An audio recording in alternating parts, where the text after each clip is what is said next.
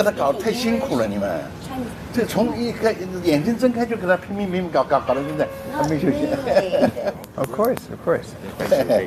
Your signature is really like painting. That's very nice.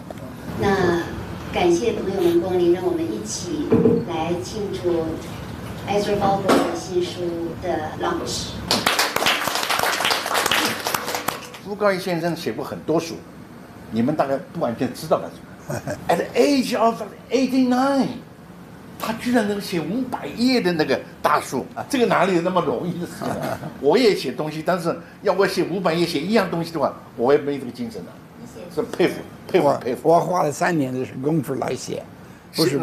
但你准备的时间很多了。对啊，那个一共是7年。7年呢？7年。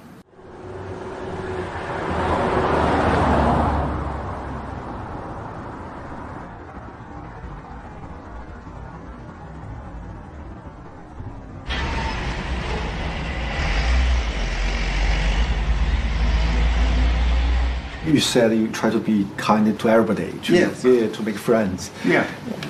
Is a problem maybe sometimes you'll be less critical to the subject, to the... Sometimes I may not, I may underestimate their evil intent. It's possible. Just bad people. Even bad people, I try to understand. Why they want to do those things. Are they really so completely bad? Maybe I don't describe the evil as much as I should. You prefer better angel. Well, my approach is to try to understand why people do what they do. So I can sympathize with a broad range of people who have different ideas. Well, okay, towards Trump, it's hard to be sympathetic toward Trump. Also, this year is the 40th anniversary of Japan's #1. Now looking back, during a half century about Asian story. First is Japan Miracle, the story, then Four Little Dragon, then China story. Yeah. You are so good at picking topic. What's the secret? Yeah. Why I picked them? Partly is luck, because once it's luck, two times maybe luck, but so many years. First of all, I tell you about Japan. Before I went to Japan, I had about 1 year when I knew I would likely go there. So at that time, there were not many good social science studies. So I tried to read all different disciplines. I read history, economics, political science, tried to get a broad background. And then I tried to find some particular study where I could go deeper. I'm not a historian. My PhD thesis was on families of Irish American, Italian American, old American families, and emotionally disturbed children. So when I started out in Japan, I first started to study mental health of children. But then one day, one of my Japanese families said, there's a difference between salarymen and other families. And that lit up a light. That's really interesting.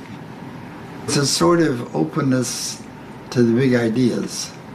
The new middle class did not mean they just got rich. It meant that the structure of those families' life when they worked for a big organization was very different from the independent business people. So as a whole structure became a new topic. So on the way to Japan, I visited, my wife and I had never traveled abroad. So we wanted to see the world. So in those days, you could get an airplane ticket and stop in every country. And when I went to England, this is 1958, there were still many rubbles on the street from World War II bombing. And Japan was already cleaned up. It was very poor. Even the main streets of Tokyo, to me, were like alleys. But they were working very hard. I knew some of the facts, but I never thought about what's the big picture. I think the big picture is going from a structure where you had clans in Japan to a broader administrative structure.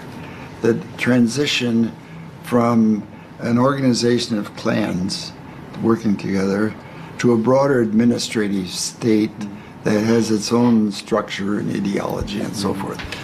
And once I could see that broader perspective, a lot of the details fell in place. So that was my first book that ended New Middle Class. And then from 1960 until 75, I did not spend, I went every year, but not do for a long time. 75 to 76, I went back for a whole year. When I was there, I realized, ooh, Japan is really coming up. And it has the potential for having much bigger impact on the world. And I'll give you an example of one country, and I think it was Peru. I talked to a local guy who he started out as the dealer for Japanese motorbike. He was so amazed at how rational the Japanese were, how hard they worked, and how they maintained quality, that he learned how to do modern quality, and he influenced some other people. That's when I began writing Japan as #1. So maybe I hadn't thought about it this way. If I say, what's my pattern of picking a big thing, it's I start from, what is interesting, and then I say, oh, here's a big picture, and it's a kind of a new thing. I guess that maybe is my secret. That I keep thinking intellectually, and then I say, what is the big picture, and how does it fit together? What's really important is happening, and I suddenly hit on that, and that I think the big books I wrote, Japan is #1, and Dumb, really came from that. Yeah. And I'm so curious how to keep your, energy, keep your ambition. Still try to engage something big. So, what's the motivation? Well, I'm not very happy in the United States what happened to political science and sociology. In the last 20, 30 years, they have become, they want to be scientific, and they can use new quantitative measures. Get a sample of 5,000, and this is correlated to this. But from my point of view, they don't do enough to see what is the context and what is the social background, what is the history. So the kind of research that I like, where you really get to know people and see historical context and see broad context, is not so popular. The other thing is universities now have become too bureaucratic. We have so many problems with females, how you handle females, and how you handle blacks and transgender. So the dean, instead of thinking just scholarly, spends so much time worrying about social issues, which are important, but from trying to build the intellectual vitality, their mind is so busy with so many different things like this. So, of course, in the whole world, I would say one of the fundamental differences, people become so detailed. They do not see the big picture. There's so many talented people who lost their confidence about civilization.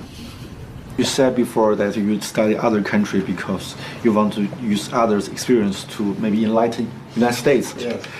During the past 5 decades, you travel deeply into China, Japan. Yes. So what's the major things you want to bring to United States, to Americans? Well, unfortunately, they don't listen enough. If I really want to try to make America, if I really had power and really want to have fundamental, I think the experience of the countries that were late developers, where the country takes a more active role in trying to guide the whole country, would be really good. For example, we have good suburbs that have good schools. In poor neighborhoods, we have very poor schools, very poor teachers.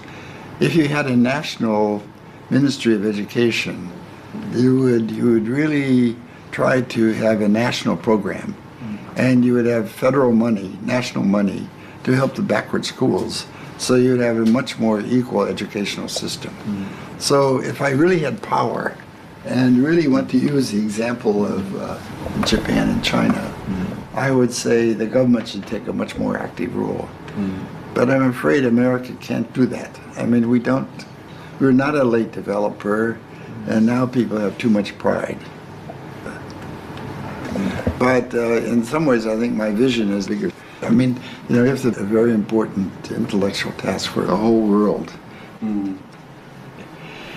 The grand vision, like Toynbee in the West had a big grand vision, and maybe some earlier period had a grander vision. But I think now people are not looking forward enough. For example, the bureaucrats I knew in the 1950s, that generation who were thinking how you build a modern Japan, were really very broad. And the bureaucrats now are much pettier. They've become too small. I think that there are historical changes in different time periods. Whether you have a broad vision makes a big difference.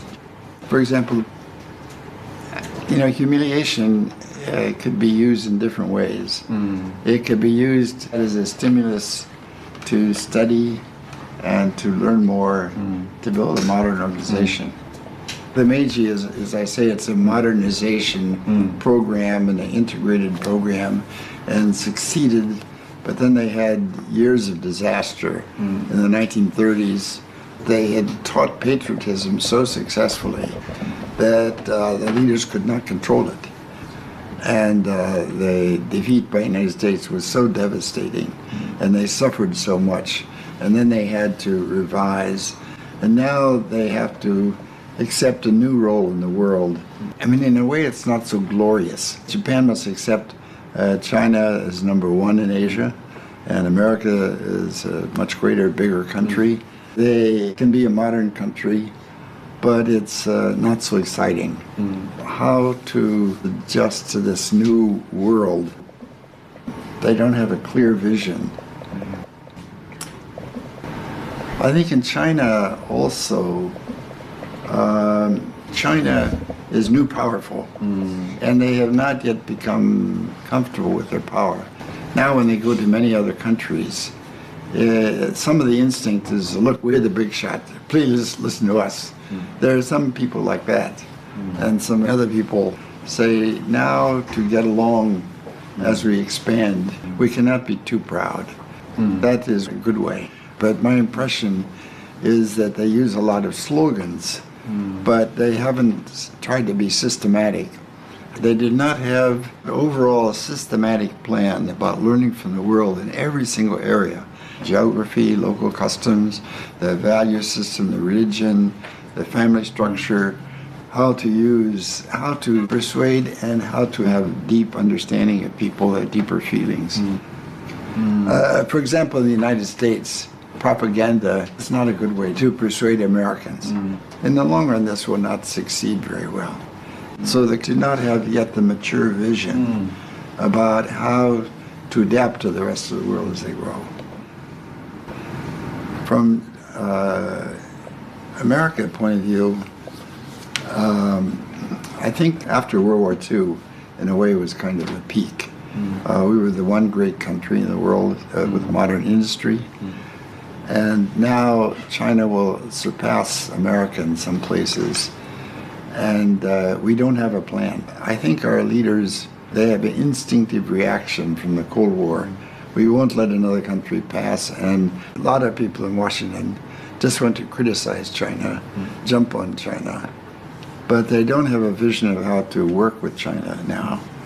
I mean, from my point of view, human civilization is not just about business interests, economic growth, or new technology breakthrough.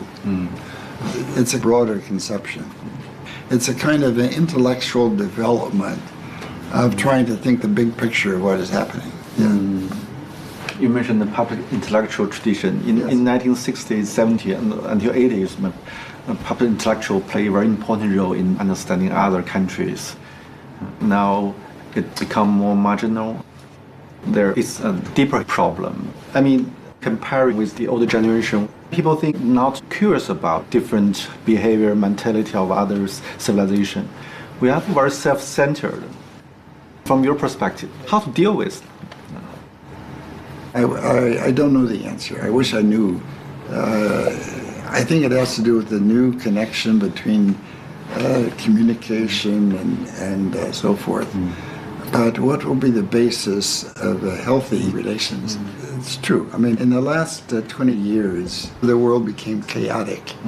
And out of the chaos, people went off in different directions, so I don't know that answer.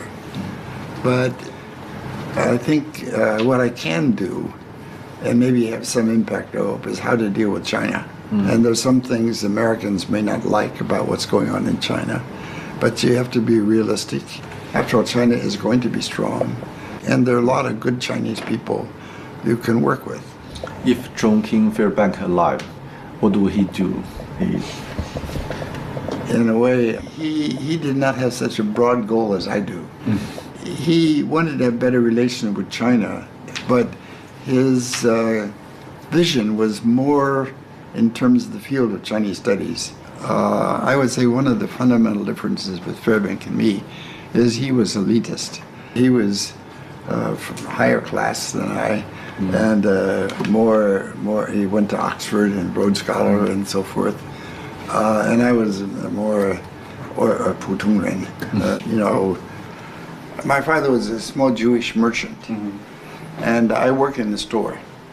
And my father had very good attitude of trying to get along with everybody and to become very familiar and very friendly. It was a town of about 10,000, and the small college, Ohio Wesleyan, which is a Methodist town, maybe partly because it was a religious town. There were many Christians there, although I was Jewish. It gave me a sense that I want to be friends with everyone. And also it was World War II. So we had friends who went to the war. We knew people who died during the war. My generation after the war, we really wanted to have world peace. And in some ways, I think I'm so lucky. I grew up in such a small town in America. I was given the opportunity to experience so many historical changes. And that to me means so much responsibility. Not because I thought that was so important, but because I thought the relations were so bad and I really want to make, I mean, that's the honest way. I really want those people to get along because there's so many good people in both countries. And there ought to be a better way. And I knew a lot of people. I want them to get along. So maybe I'm immodest. Maybe I'm not correct. But I think I have a contribution to make. So, do you think, I mean, there was a golden age between China and the United States, but now we have so many different complexes between each other. So, I mean, the transition, how the transition happened, is... You know, of course, you know, every country like China and the United States is big and we have many different people. You know, the extreme rightists, the extreme leftists. They don't have the confidence and the vision to really develop a understanding of each other. So how to find a new path. You know, I'm afraid it could be so hard in the near future. But, well, it's also, you know, I think of the missionaries. I give you one example. I knew a Guangdong guy named Yang Mai. 在这边。好了。Okay. Thank you.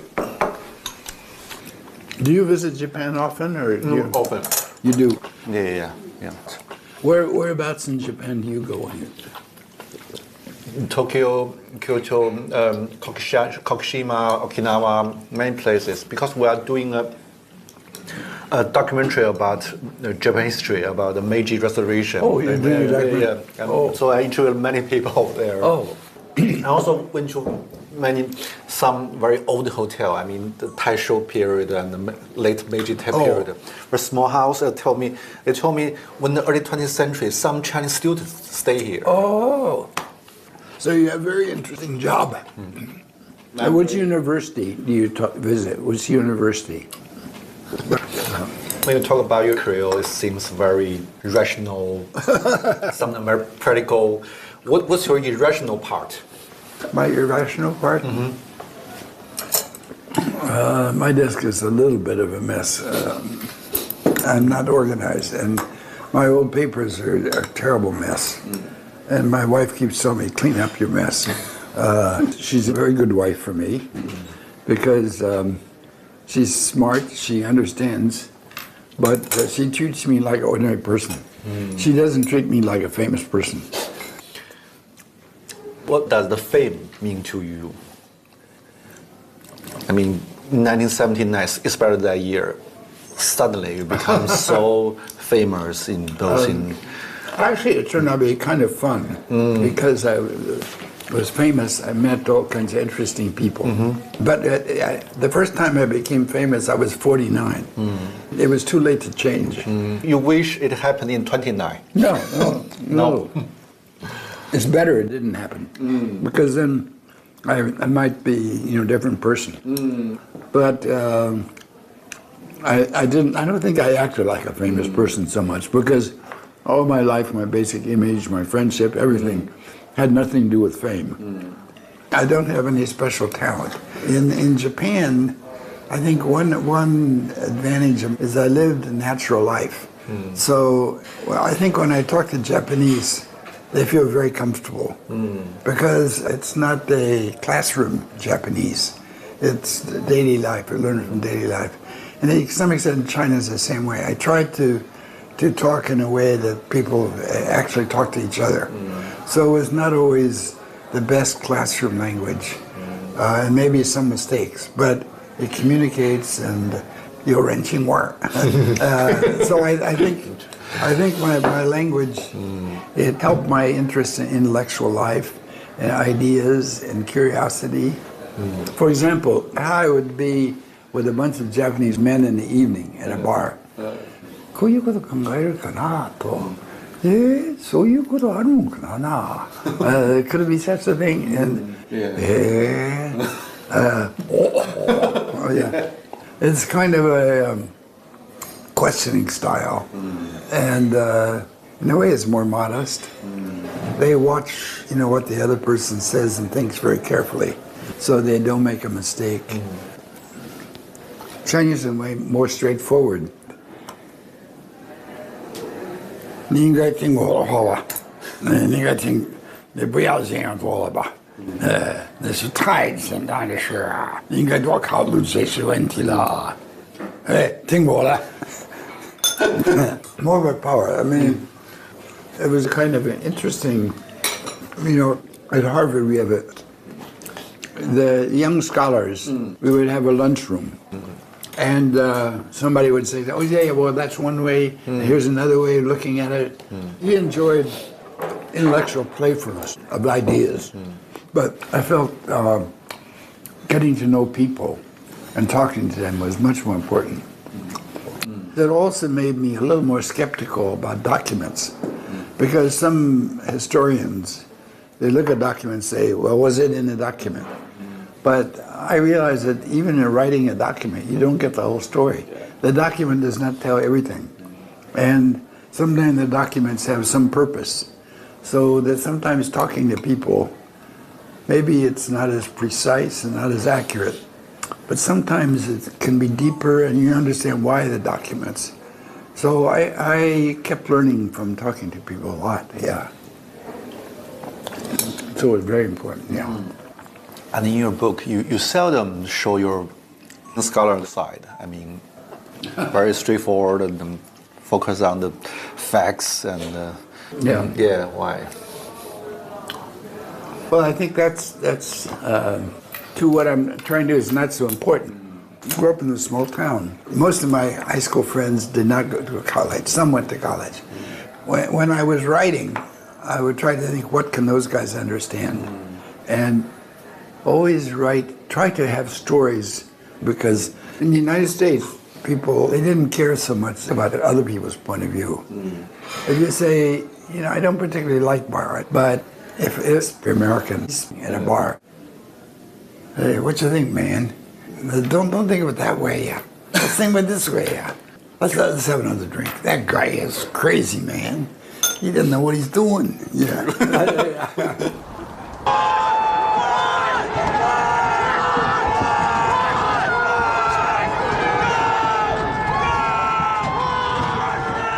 Recently, I always think of Yang Mai. This is a guy who went to Yenjing University and graduated in the late 1940s. He was studying Western economics, a free market economics. In 1949, he knew, oh boy, I will never get ahead. I will fail. So he became an engineer. So from 1949 until early 1980s, he had no 作用, 没有发挥作用. But in Guangdong at the time of the late 80s, because he knew how markets operated. Suddenly he's useful now. Exactly. So suddenly, he would go to a county and the guy in the county say, how do we get enterprise here? So he played a very useful, constructive role. And he was my friend. He was my good friend in Guangdong. And I learned a lot from him. In the whole world, there are so many talented people. Sometimes they have no chance, it's sad, but they never, but sometimes some of those people have a chance later. So when I hear people say engagement didn't work, I say, it's crazy. History is not ended today. Some of those people who had very good understanding, now they must be very careful, but maybe 10 years later they could play a very constructive role in development around the world. And now it would need to be organized and to give them more opportunity, more freedom to develop bigger ideas. So I won't give up.